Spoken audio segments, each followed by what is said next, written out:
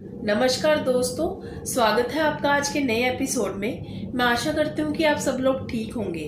दोस्तों, आज मैं आपके सामने एक ऐसे सच्चे शिव भक्त की कहानी लेकर आई हूँ जो रावण के बाद भगवान शिव का सबसे बड़ा और सबसे प्रिय भक्त था।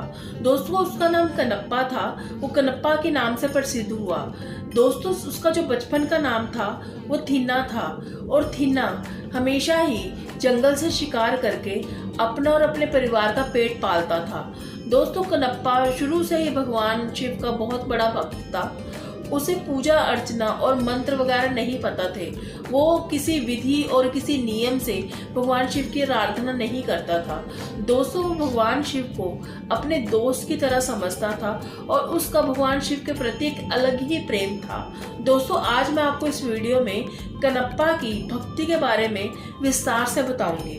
दोस्तों, जो कनप्पा था वो रोज जंगल में शिकार करने के लिए जाया करता था, और एक दिन उसने देखा कि जंगल में भगवान शिव का एक छोटा सा मंदिर बना हुआ है जो बहुत सारी शिला और पत्थरों से ढका हुआ था, और उसमें कुछ ब्राह्मण भगवान शिव की पूजा अर्चना कर रहे थे। और वो जब भी शिकार करने आ जाता और वापस लौटते समय हर समय वो उस मंदिर को देखा करता था। और एक दिन जब थिन्ना शिकार कर कर वापस लौटा तो उसने देखा कि बहुत तेज आंधी तूफान आ रहा था और जो पत्थर और शिलाएं हैं वो नीचे गिरने लग गई थी। तो उसमें जो ब्राह्मण थे वो अपनी जान बचाकर इधर उधर भाग रहे थे। तो इतने में ही उसने बिना सोचे समझे उस शिवलिंग के ऊपर जाकर छलांग लगा दी और उस शिला का भार अपने ऊपर सहन कर लिया, लेकिन उस शिवलिंग पर किसी भी पत्थर को गिरने नहीं दिया। ये देखकर वहां जो ब्राह्मण एकत्रित थे वो बहुत ही ज्यादा आश्चर्यचकित हो गए। और उस दिन के बाद जब भी थिन्ना शिकार कर लौटता उस मंदिर में जरूर जाता। उस मंदिर में जाकर वो भगवान भोलेनाथ के पास जो भी शिकार करके जो मांस लेकर आता वो थोड़ा सा मांस भगवान भोलेनाथ के शिवलिंग के पास रख देता। तो वो जो देखता कि भगवान भोलेनाथ के शिवलिंग के ऊपर बहुत सारी धूल मिट्टी जमी है, तो वो ये देखकर शिवलिंग को साफ करने के लिए नदी में गया। उसके पास कोई पात्र ना होने की वजह से वो मुंह में पानी भरकर लाता और शिवलिंग के ऊपर आकर थूक देता ताकि शिवलिंग साफ हो जाए। और ये सब वो तभी करता जब वहां पर कोई भी ब्राह्मण नहीं हुआ करता था। और एक दिन जब ब्राह्मण ने आकर देखा कि शिवलिंग के पास मांस का टुकड़ा पड़ा है और शिवलिंग के ऊपर किसी ने थूक रखा है, तो वो ये देखकर बहुत ज्यादा हैरान हो गया। उसने सोचा कि ऐसा कौन कर सकता है। फिर उसे लगा कि ये हो सकता है कि ये किसी जानवर का काम हो। उसने शायद यहाँ पर कोई मांस का टुकड़ा रख दिया हो। तो उसने इन सब चीजों को नजरअंदाज करते हुए उस मांस के टुकड़े को हटा दिया और शिवलिंग को फिर से साफ कर दिया। लेकिन जब अगले ही दिन उसने फिर से दोबारा यही सब देखा तो उसे यकीन हो गया कि ये किसी जानवर का काम नहीं हो सकता, ये जरूर किसी इंसान की शरारत है और उसी का ही काम है। और फिर उसने अगले दिन छुपकर शिवलिंग का अपमान करने वाले को देखने का फैसला किया। दोस्तों, वो वही मंदिर में पास में कहीं छुप गया और उसने देखा कि जैसे ही थिन्ना वहां पर पहुंचा उसने फिर से भगवान भोलेनाथ के पास मांस का टुकड़ा रख दिया और फिर से वो नदी में पानी लेकर आया अपने मुंह में और फिर से उसने वहां शिवलिंग के ऊपर थूक दिया। और इतना करके वो जब चला गया तो वो जो ब्राह्मण था वो बहुत ही ज्यादा हैरान हुआ और बहुत ज्यादा दुखी हुआ। और बहुत ज्यादा दुखी होकर उसने भगवान भोलेनाथ से दिल से प्रार्थना की और दिल से पूछा कि हे भगवान, आप अपना इतना अपमान क्यों सहन कर रहे हैं। तो इतने में ही उसकी अंतरात्मा से भगवान भोलेनाथ ने उत्तर दिया कि उसने मेरा कोई भी अपमान नहीं किया है, बल्कि वो मेरा सच्चा और अनन्य भक्त है। वो मुझे श्रद्धा भाव से जो भी अर्पित करता है मैं उसे स्वीकार कर लेता हूँ। अगर तुम उसकी भक्ति का प्रमाण देखना चाहते हो तो तुम कल सुबह अपनी आंखों से ये सब देख लेना।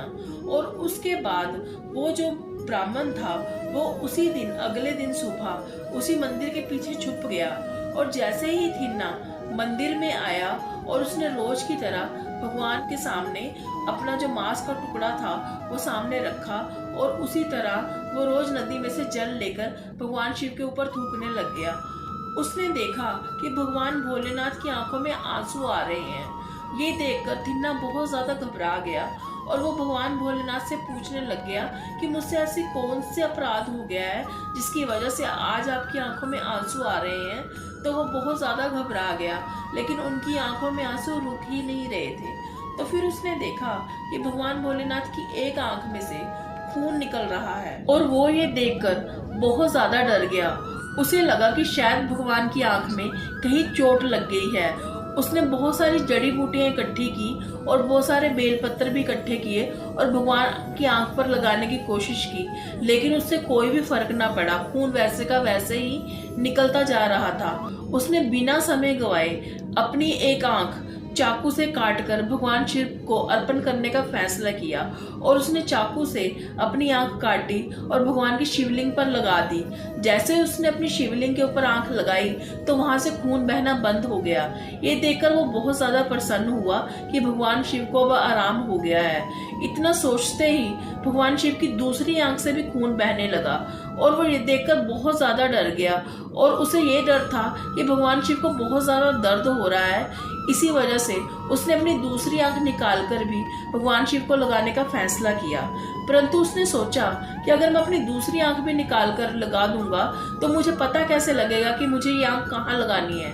तो उसने अपने पैर से उस शिवलिंग की जगह पर अपना पैर का अंगूठा लगा दिया जहाँ पर उसे आंख लगानी थी और फिर उसने चाकू से आंख काटकर उस शिवलिंग के पास लगा दी और दोनों आंखों से उनका खून बहना बंद हो गया। ये सब देखकर वो ब्राह्मण बहुत ही ज्यादा हैरान हुआ और उसकी आंखों से पानी आने लग गया।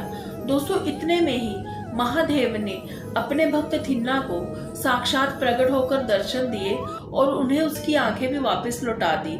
उसके बाद भगवान भोलेनाथ ने थिन्ना से कहा कि मैं तुम्हारी भक्ति से बहुत ज्यादा प्रसन्न हूँ। तुम भविष्य में कनप्पा के नाम से जाने जाओगे। कनप्पा का मतलब होता है आंखें दान देने वाला।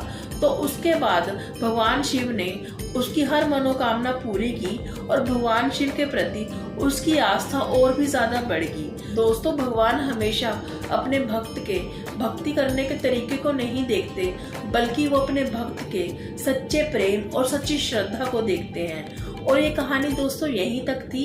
मैं आशा करती हूँ कि आपको ये कहानी पसंद आई होगी। अगर आपको ये कहानी पसंद आई है तो नीचे ओम नमः शिवाय कमेंट करके ज़रूर लिखिएगा। और दोस्तों, अभी तक अगर आपने मेरे चैनल को सब्सक्राइब नहीं किया है तो प्लीज़ मेरे चैनल को सब्सक्राइब कीजिए ताकि मैं ऐसी और वीडियो आपके सामने लाती रहूँ। इसी के साथ मैं खुशी शर्मा आपसे विदा लेती हूँ। मिलते हैं आपको एक नए एपिसोड के साथ। तब तक के लिए आपका बहुत बहुत धन्यवाद।